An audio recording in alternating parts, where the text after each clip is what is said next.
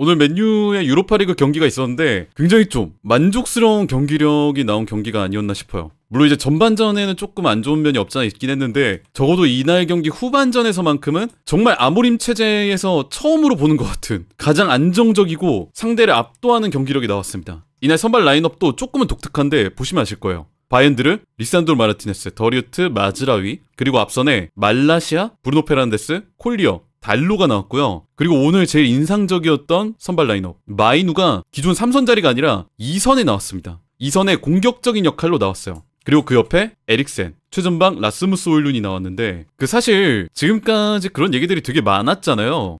마이누가 이 아모림 체제에 들어오고 나서 물론 이제 미드필더 자리에서 이 2명밖에 없는 미드필더 자리에서 뭐 최선을 다해서 해주기는 했지만 약간 뭔가 아쉽다 그런 평가들이 있어가지고 이런 얘기들이 하나씩 있었잖아요. 그냥 마이누라는 선수를 2선에 써보면 안 되냐? 근데 오늘 선발 라인업에서 그걸 보여줬습니다. 이렇게 마이누를 2선에 내보내고 오늘 아모림이 준비한 시스템이 굉장히 공격적이었거든요. 어떻게 했냐면은 평소에 3-4-1, 3-4-3 시스템을 쓰되 한쪽 스토퍼가 공격적으로 올라가면서 기존에 그 자리에 있던 윙백이 한 칸 더 올라가고 후방에는 백3가 아니라 백2가 됩니다. 그러면서 그 한쪽 스토퍼가 올라간 자리에는 순간적으로 수적 우위가 발생하는 이런 시스템이었어요. 그러면서 오른쪽이면은 마즈라위, 왼쪽이면은 리산드로 마르티네스가 전진하면서 이런 식으로 한쪽 측면에 수적 우위를 발생시키는 이런 백투 시스템을 썼죠. 아모림이 이런 시스템을 쓰는 게 이해가 되는 게 어쨌든 상대가 맨유보다는 어쨌든 상대적 약팀이고 또 지금 맨유의 이 왼쪽 스토퍼 리산드로 마르티네스가 전방으로 올라왔을 때 정말 잘하거든요.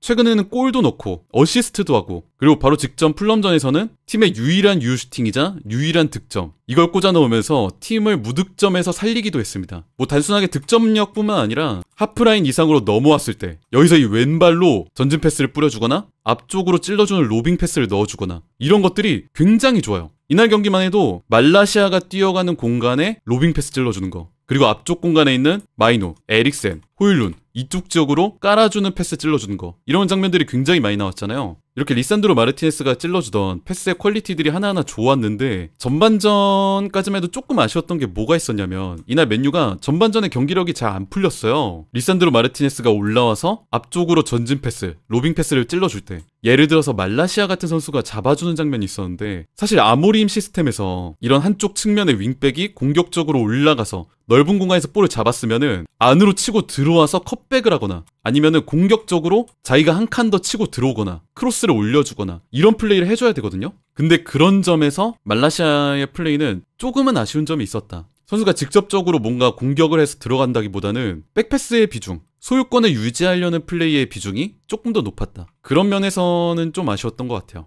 그러면 이 마이누의 자리가 이 하프 스페이스를 점유하는 2선이잖아요. 근데 아모림 체제의 기본적인 철학 한쪽 윙백이 공격적으로 올라가서 상대 수비 라인을 벌려놓고 그 간격의 틈을 2선에 있는 공격수가 파고든다. 이게 제일 중요한 철학인데 이 말라시아의 자리가 공격적으로 만약에 시도를 못한다고 하면은 이 수비의 간격이 벌어지질 않죠. 그래서 이 전반전까지의 장면을 보시면은 마이누가 상당히 좁은 간격의 수비에 갇혀있는 장면들이 꽤 나왔습니다. 이랬던 양상이 바뀌었던 게 하프타임 교체가 적용되고 나서였어요. 어떻게 바뀌었냐면은 보세요. 아모림이 곧바로 하프타임에 교체를 감행하는데 콜리어를 빼고 아마드를 넣었고요. 그리고 말라시아를 빼고 가르나초를 넣었습니다. 이런 위치가 어떻게 바뀌냐면은 기존에 오른쪽에 있던 달로가 왼쪽 윙백으로 이동하고 아마드가 오른쪽 윙백 그리고 에릭센이 내려오고 가르나초가 2선 왼쪽 공격수 마이누가 오른쪽 2선 공격수로 바뀌어요. 여기서부터 마이누가 굉장히 좋은 모습을 보여주기 시작했는데 왜 그랬냐면 아까 전에 마이누 옆에 누가 있었어요?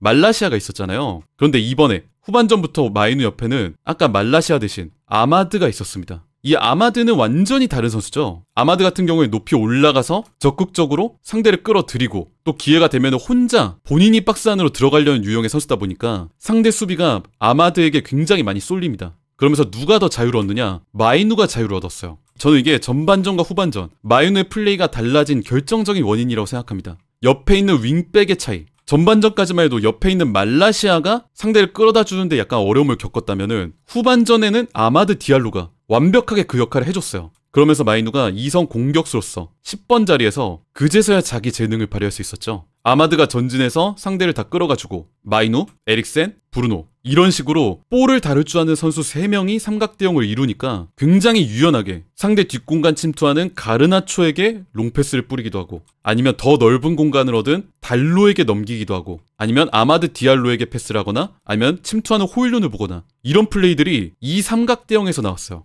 여기에 추가적으로 아까 말씀드렸던 백투 시스템, 리산드로 마르티네스까지 전진하면서 맨유가 굉장히 공격적인 후반전을 그제서야 보낼 수 있게 됐습니다. 어떻게? 아마드 디알로라는 공격적인 윙백이 하나 들어옴으로써, 그 퍼즐이 맞춰짐으로써 말이에요. 이날 마이누의 플레이가 굉장히 좋았는데 제가 개인적으로 꼽고 싶은 장면은 이런 거였어요. 맨유의 득점 장면 중에 마이누가 오른쪽 하프스페이스에서 반대편 왼쪽, 이 왼쪽 하프스페이스에 있는 달로에게 날카로운 크로스를 찔러줍니다. 이거를 달로가 깔끔하게 마무리하면서 맨유의 득점을 기록하죠. 이 장면이 제가 개인적으로 의미가 있다고 생각하는 게 뭐냐면은, 이 예전에 이 아모림의 스포르팅이 보여줬던 특징 중에 하나가 뭐였냐면은 윙백 투 윙백 플레이, 즉 한쪽 측면에서 반대쪽 측면 자원한테 넘어가는 플레이, 뭐 크로스를 찔러주든 아니면 패스를 넘기든 이런 플레이가 파괴적으로 잘 나왔다는 점이 있었어요. 물론 오늘 마이누가 윙백은 아니었지만은 이 장면에서는 측면의 위치에 있어서 측면에서 측면으로 넘어가는 이 플레이, 아모림의 원래 시스템이 나왔다는 게 참 인상적이었습니다. 예전에 아모림이 얼마 전까지만 해도 이런 말을 했었잖아요. 지금까지 우리가 득점이 나오는 게 선수 하나의 노력, 퀄리티, 재능, 이런 거에 의존하는 게 많은 게 참 아쉽다. 우리가 시스템으로 득점하는 게 아직 안 나왔다. 이런 식으로 얘기를 했는데, 적어도 이 장면, 오늘 경기 후반전에서만큼은 이런 시스템으로 득점하는 장면들이 나와서 그 점에서 고무적이었습니다. 이날 마이누가 1골 1어시, 이 선수를 2선으로 올려다 쓰면 어떻게 될까? 이 궁금증에 대한 해답을 정확하게 보여준 경기였다고 생각해요. 대신에 그의 옆에서 도와줄 수 있는 선수, 아마드 같은 선수가 있다면은 그 위력을 충분하게 발휘할 수 있다. 또 이런 장면도 있었죠. 맨유의 두 번째 골 장면인데, 마이누가 볼을 잡고 측면으로 침투해 들어가는, 빈 공간으로 잘라 들어가는 가르나초에게 기가 막힌 패스를 해줘요. 가르나초가 또 이걸 받은 다음에 패스를 뿌려준 장본인 마이누에게 리턴을 돌려주고, 이걸 마이누가 깔끔하게 득점을 성공시키는, 사실 이것도 시스템에 의한 득점이라고 볼 수 있죠. 결국 아모림 축구의 핵심이 측면과 중앙을 오가면서 상대의 허점을 벌린다. 이게 구현이 돼야 되는데, 첫 번째 골도 그렇고 두 번째 골도 그렇고, 이게 사실 아모림이 바랬던 그 시스템에 의한 득점이 나오는 게 아닌가 싶어요. 물론 이날 맨유가 후반전에서의 경기력은 너무너무 좋았습니다. 뭐 점유율도 그렇고 지배력, 통제, 득점, 이런 점에서 완벽하게 앞섰는데, 물론 생각할 거리가 없지는 않아요. 어쨌든 상대가 맨유보다 명확한 상대적 약팀이었다는 거.